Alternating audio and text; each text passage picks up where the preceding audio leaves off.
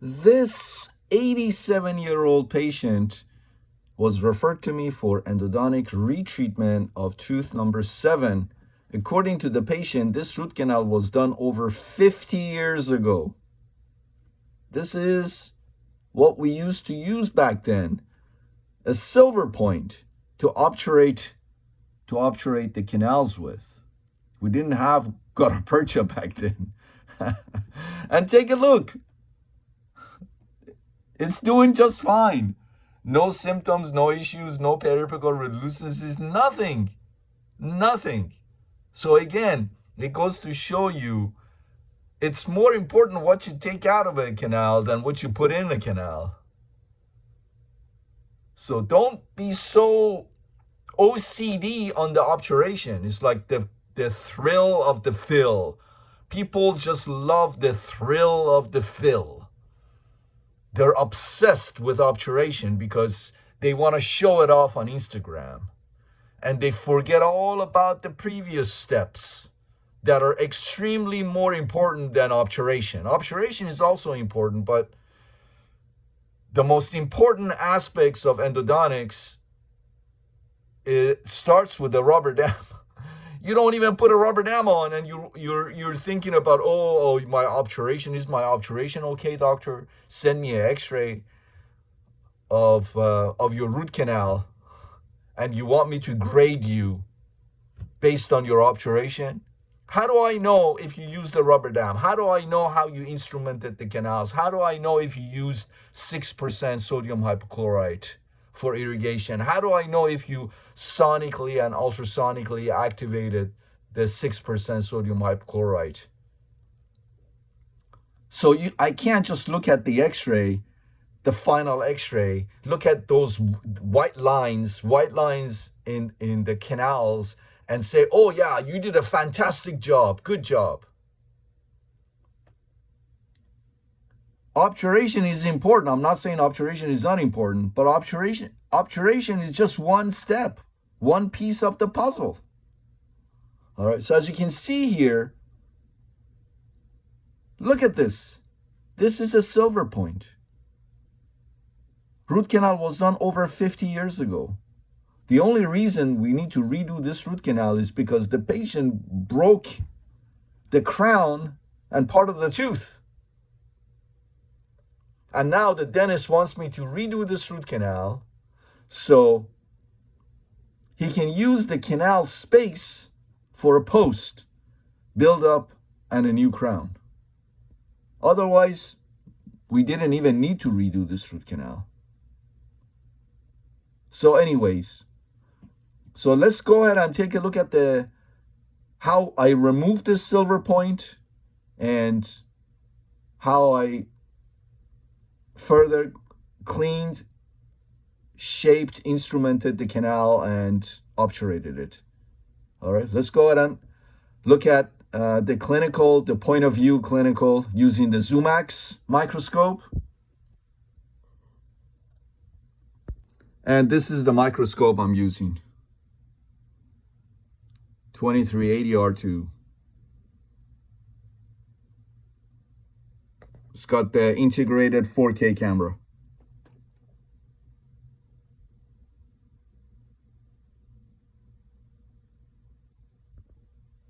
All right, so that's the tooth right here, as you can see, and the silver point is sticking out. Let's go ahead and administer our local anesthetic, buccal infiltration. I'm gonna put the rubber dam clamp on tooth number 5 and then do sectional rubber dam. You'll see in a second. So local anesthetic goes in. This is Lido, and we're gonna do 1 carpal labial infiltration. And I always anesthetize the tooth I'm putting the rubber dam on, because the rubber dam clamp can pinch and bother the patient, hurt the patient. Patient comfort is extremely important. You don't want the patient to suffer throughout the procedure. So make sure you make your patients comfortable. As you can see the ZoomX sign on the monitor right there. I'm anesthetizing now the tooth that I'm putting the clamp on the buccal and also on the palatal.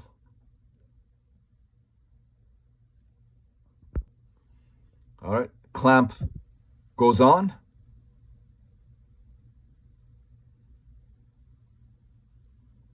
Very good. Rubber dam. No rubber dam, no root canal.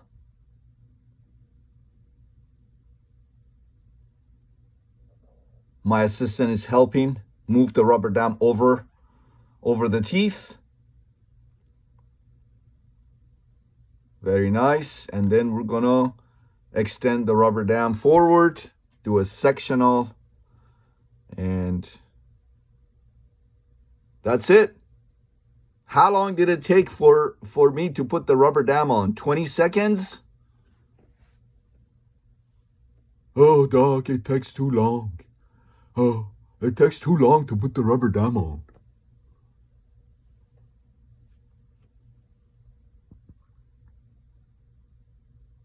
Rubber dam frame goes on. You can see the silver point sticking out.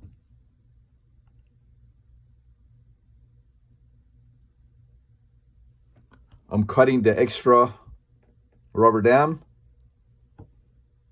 away from the patient's nose so patient can breathe.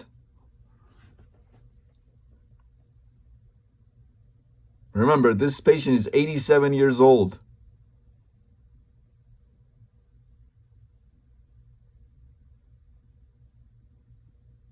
Now my assistant is going to wipe down the area with isopropyl alcohol.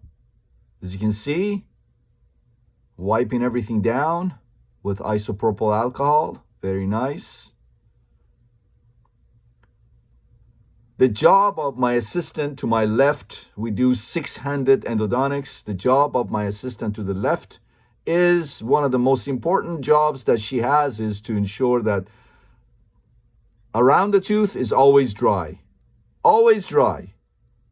So that's one of the most important parts of her job.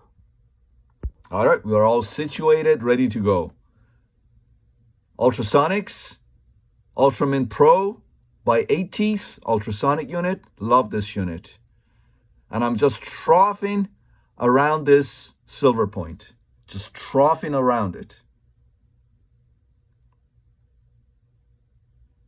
Just making ultrasonic vibrations, hitting. The last thing I want to do is break it. Break this silver point. That's the last thing I want to do. I don't want to break it. So the ultrasonic is at the low setting, I think 1 or 2 setting. I don't want to break it. I want to be able to grab it, loosen it with ultrasonics, ultrasonic vibrations, and then be able to remove it, grab it and remove it. So right now, I'm just cleaning the cement from around this silver point with my ultrasonic device on low setting.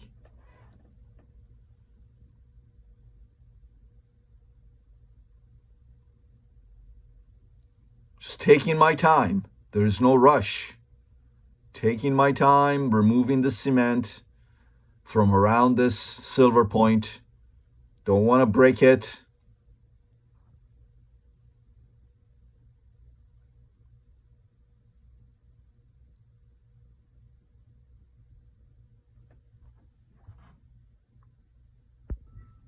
And that's what we have here. Now I'm going to use my locking forceps and grab it and see if I can very gently, very slowly pull it out. I'm rotating it clockwise, counterclockwise, and it just came out. Very nice. The whole thing just came out.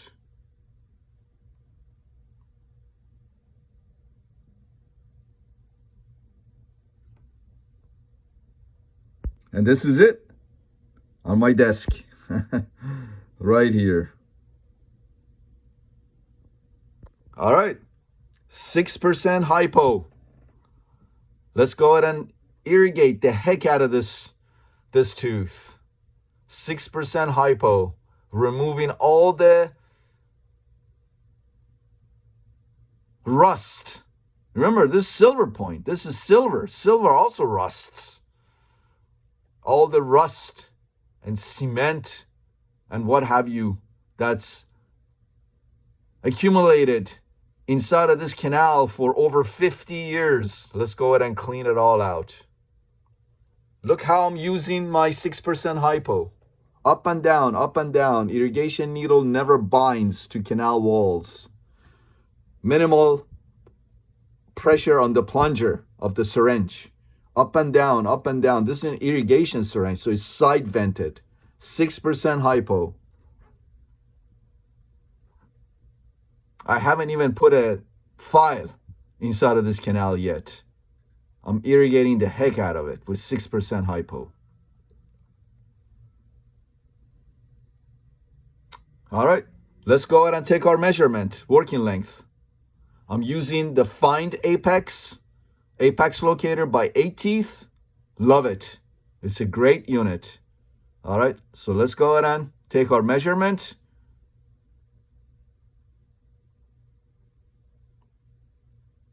All right. So my reference point is whatever's left of that palatal wall. That's my reference point. My assistant handed over the file to my assistant to read, and my assistant will tell me the length, the working length.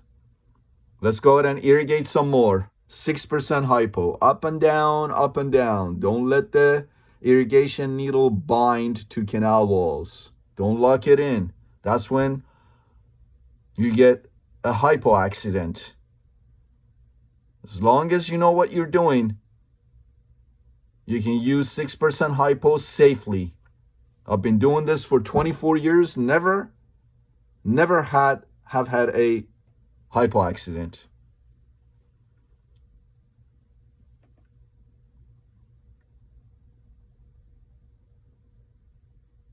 All right. This is a number 15C file. I'm taking to working length. Look how I'm using it, brushing the canal walls with it. Up and down, up and down. Look at that. Activating the 6% hypo sonically as I'm running the file at 1000 RPM. No torque. Torque is off. Then copious irrigation again with 6% hypo.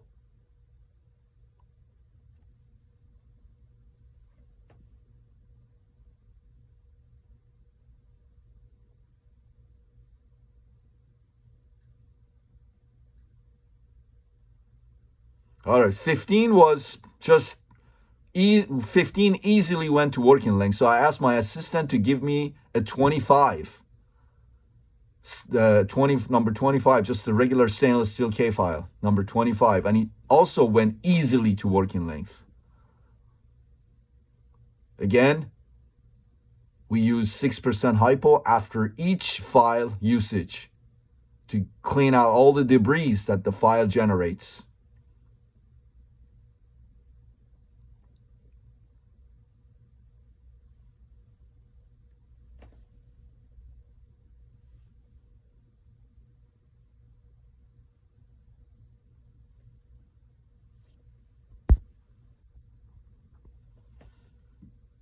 All right. This is the S2 of the eFlex S series of NiTi files by 8 teeth. Took it to working length. Brushed with it, took it to working length. And again, 6% hypo for irrigation. Again, pay attention to how I'm using the 6% hypo, the syringe, the needle. Up and down, up and down. All right, very good. All right. We skipped a couple of files, and then I'm going to a larger file in the series, the eFlex S by 8 teeth. Up and down, up and down. And went easily to working length. Again, 6% hypo to irrigate.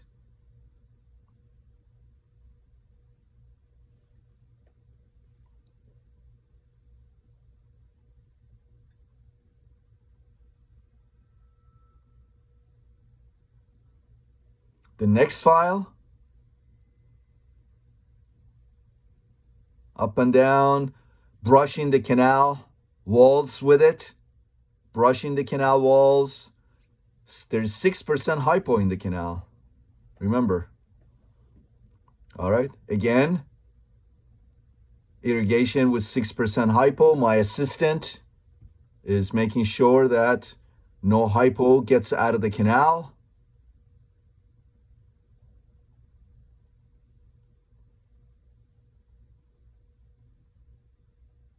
Excellent. All right, let's go to the next NiTi file in the series of eFlex S. Again, brushing the canal walls with it, up and down, brushing the canal walls with it, trying to remove all the contaminated, infected dentin. And you can see the color of the hypo, all the debris that this file generated. Again, back in with 6% hypo. The needle goes in about maybe 2 millimeters away, 3 millimeters away from the working length, from the apex of the tooth. And this apex is wide open. It's a wide open apex. All right. Now I'm using a number 50 file, stainless steel K file, to gauge the apical diameter of this canal.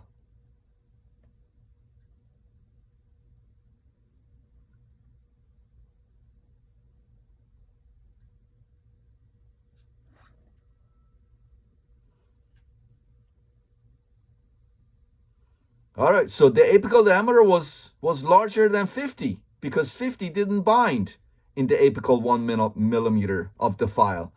Now I switched to 55, and 55 was a bit better.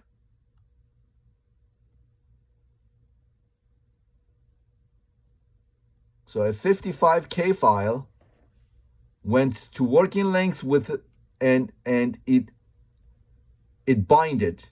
All right, so this is a 60 now, a 60 stainless steel K file, and it seems like a 60 is the apical diameter of the canal, because as you saw, the 60 binded nicely to, in the apical 1 millimeter of the file, to the apical 1 millimeter of the canal. So that tells me that 60 is the apical diameter. So remember, when the apical diameter is 50 or more, what do? We use MTA. Because when the apical diameter is 50 or more, you get a much better apical seal with MTA versus gutta-percha and sealer. So I like to use MTA when the apical diameter of a canal is 50 or more. And remember, I need to leave post space for this dentist. So I need to just put in maybe 5, 6, 7 millimeters of MTA plug, and then leave the rest of the canal open for the dentist to place their prefab post and build the tooth up and crown it.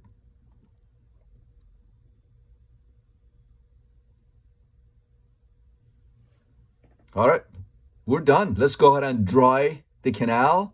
This is a sterile paper point taken to working length and checked. As you saw, it came out pretty dry. All right, MTA. I use white MTA. So MTA goes in. This is an MTA carrier. MTA goes in, white MTA. As you can see, a couple of loads of white MTA. I use the number 2 Buchanan plugger to push it down a little bit. Push it down a little bit. Number 2 Buchanan plugger. Just push it down a little bit, okay? And then I'm going to use the 60. Remember, the apical diameter of the canal was 60. So I'm going to use the 60 stainless steel K-file, the same 60 that we used to gauge the apical diameter. I'm going to use the 60 to push the MTA down the canal and into the working length. All right.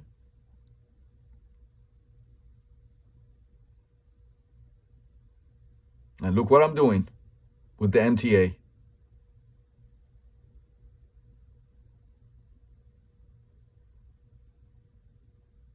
Very good.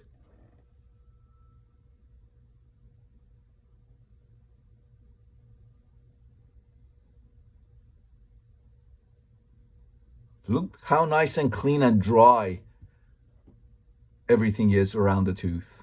No saliva, nothing. No bleeding, no contamination.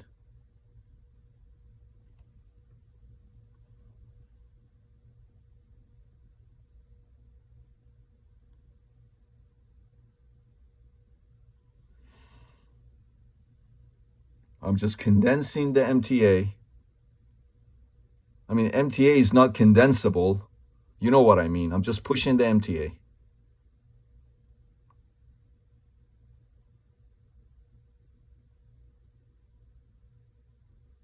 All right, a little bit of air to remove the extra MTA.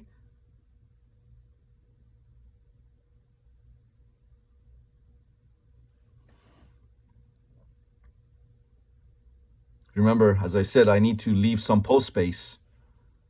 So I don't want to put a whole lot of MTA there and now there's not enough post space for the dentist.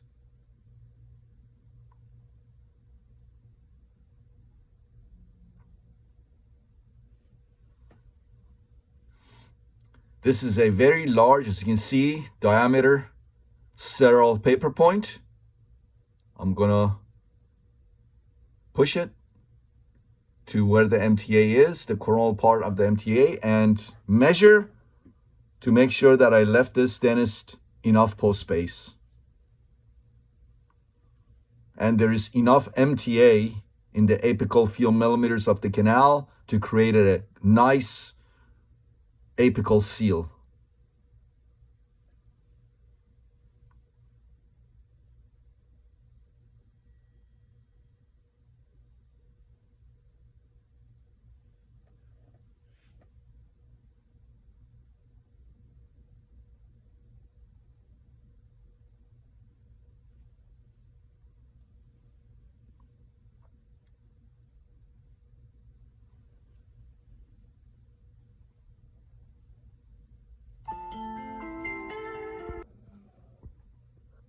All right, so we are done. Let's go ahead and temporize the tooth. You can see the MTA in the canal. All right. Cotton pellet goes in.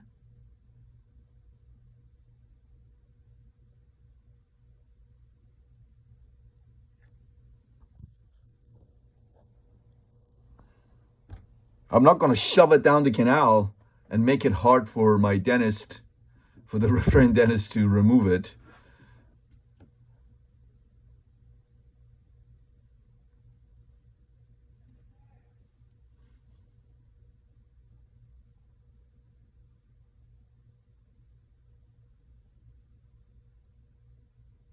All right.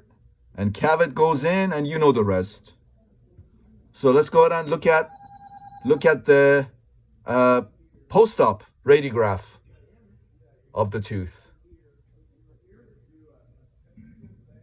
All right. And here's the post-op radiograph. MTA plug and post space for the general dentist. Look at the perfect MTA placement there. And you saw how I placed my MTA. So this is another video. I've made quite a few videos on how I place my MTA plugs, and I get constant DMs. Hey doc, how do you place your MTA plugs? How do you put MTA in the canals? Well, go watch my MTA placement videos. I've made so many of them. It's like you just watch the first video that you see, the very last video that I post. You see that very last video, and you expect that very last video that I posted to be the video, the subject of what you're looking for. It's like some of you don't want to do any research, don't want to go through my videos. So I have